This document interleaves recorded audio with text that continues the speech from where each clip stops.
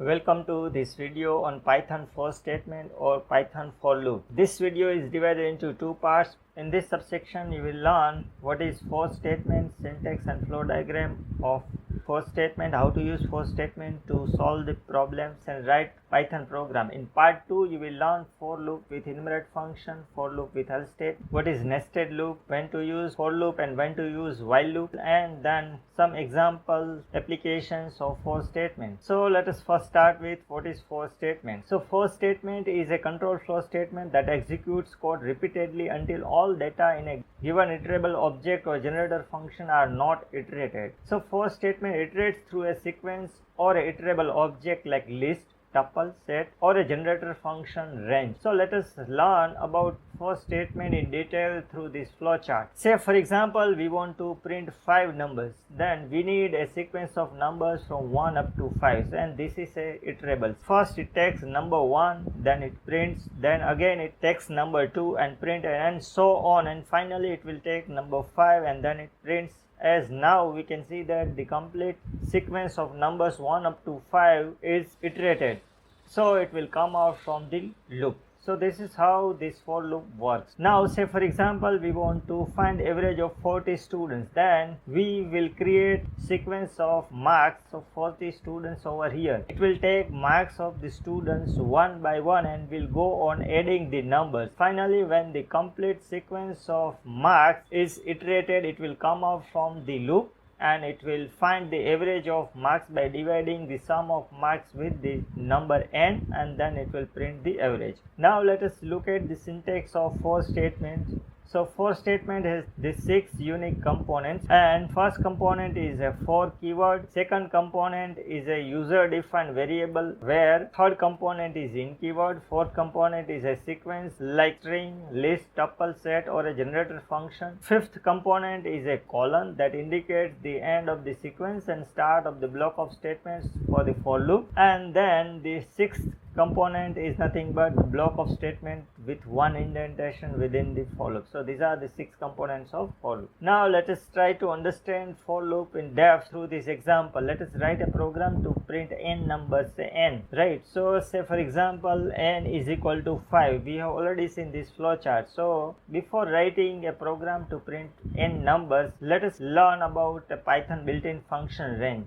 So if range n is given, then it generates numbers from 0 to n minus 1. Say for example range n is 6, then generates number from 0 to 5. Range 11 generates number from 0 to 10. So by default number generation starts from 0, but we can specify the initial value also. So here we have given initial value 1, means now it generates number starting from 1. So range 1 to 11 generates number from 1 to 10, and then we can also specify the increment value as a third argument to the range function. So here range 1, 11, 2 generates numbers from 1 up to less than 11 with an increment of 2. Like syntax of range function is like this. The first argument is initial value, which is nothing but 1, upper limit that is a 11, then increment step, here 2 is given. We can provide any increment step 3, 4, 5 whatever as per our application requirement. So here it will generate a number sequence like this with increment of 2. And now let us verify that the number 1 to 11 generates a sequence of numbers from 1 up to 10.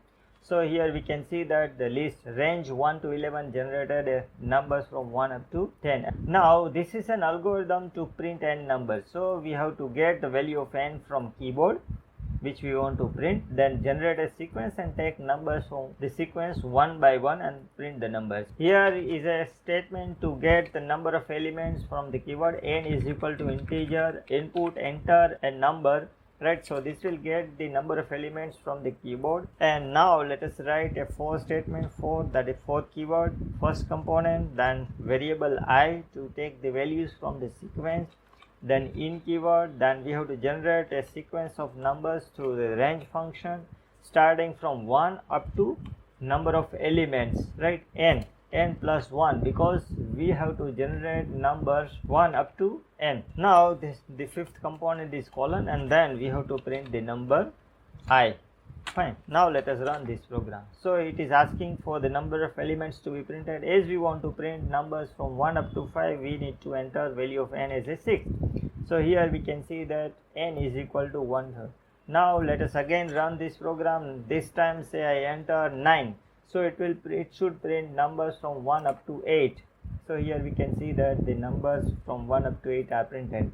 Now let us write a second program to find sum and average of n numbers. So here we have just printed the numbers, but now we have to find the average. So algorithm for finding average of the numbers is like this. We need to generate a sequence of numbers and initialize a variable sum 1 is equal to 0.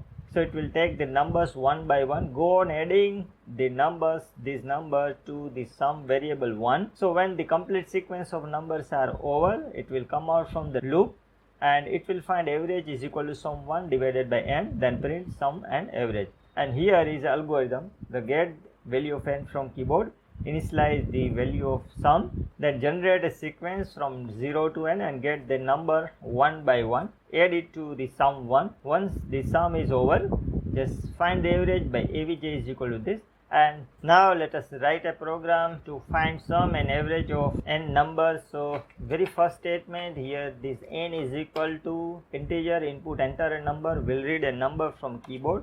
Then we have to initialize the variable sum variable to 0, and then here we need a for loop for variable user defined I, then keyword in, and then we have to generate a sequence, the range starting from 1 up to n plus 1, because we need numbers starting from 1 2 3 4 up to, say for example, n is equal to 6, then it will generate numbers from 1 up to 5. So if we enter n is equal to 5, then it will generate numbers from 1 up to 4. We need value of n is equal to 5 plus 1, then only it will generate numbers from 1 up to 5. Let us find sum of the numbers. Sum 1 is equal to sum 1 plus I, and once the sum is over, we have to find average. Average is equal to sum 1 divided by total number of elements. And finally let us print the sum as well as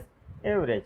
So let us have a formatting character, then f, say for example sum is equal to sum 1, average is equal to avg, and now let us run it. So say for example I want to add 5 numbers and find sum of 5 numbers, then 5. So we can see that sum of these 5 numbers is nothing but sum is equal to 15. Now let us run it again, and now let us enter 8. So it will find the sum of first 8 numbers. So sum of first 8 numbers is, now let us write a third program to print first 10 numbers in reverse order. There are multiple solutions to print numbers in reverse order. First simplest solution is to generate a sequence of numbers in reverse order and then print that sequence. To generate a sequence in reverse order, we will use range functions. The upper limit is 0, that is the end limit is 0. We need to specify increment value -1 to generate numbers in a reverse order. So 10, then 9, then 8 and up to 1. Let us write a program to print. So for I in, let us take this range itself. So range, then colon, now let us print value of I, and now let us run it. So we can see that the numbers from 10 up to 1 are printed in reverse order. If we change this value to say 5, then it will generate numbers from 5 up to 1. Now let us write a program to print the numbers which are stored in a list. So in previous case we are generating numbers using range function, but here we are given a list of elements. Here is an algorithm to print numbers which are stored in a number list. First create a list, num underscore list, have a for loop to iterate through this number list and print the number. So here we have a list of numbers. Now let us have a for statement for n in this particular sequence, and then colon, and now let us print it, print the value of n from the list. Now let us run it. So we can see that we are able to print the numbers from first to last element. Now the next program is to find sum and average of numbers which are stored in the list itself. So here again the algorithm to find sum and find average of numbers which are stored in list is given. So first create a list, then initialize the sums, then from the number list get the number one by one, add that number, then come out from the loop, find the average by dividing sum with the total number of elements, that is find the length of the list, that will give the total number of elements, and then print sum 1 and average. So here we are already given one list, and now we have to initialize a sum variable. Sum1 is equal to 0, and then for n take a number from the sequence, that is num underscore list, then colon, and now do the sum of the elements by sum1 is equal to sum1 plus n. The n is a element that we are getting from this num list. So once the sum is over, we have to find average. Avj is equal to sum1 plus divided by the length of the list. Length of the list gives the total number of elements. Now let us print the sum of elements over here.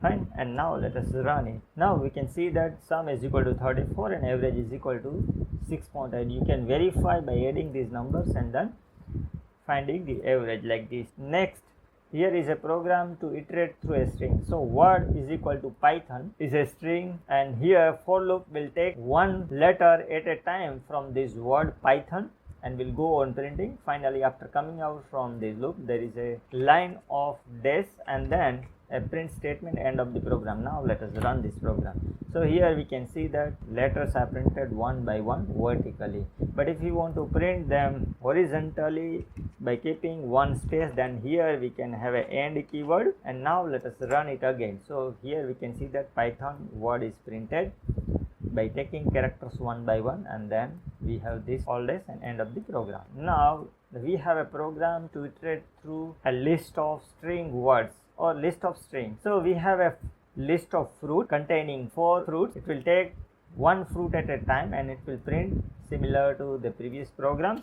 Now let us run. We can see that all the 4 fruits are printed which are given in a list. So this is how we can iterate through a list of strings. So this is all about part 1 of for statement. Thanks for watching the video. Have a great time.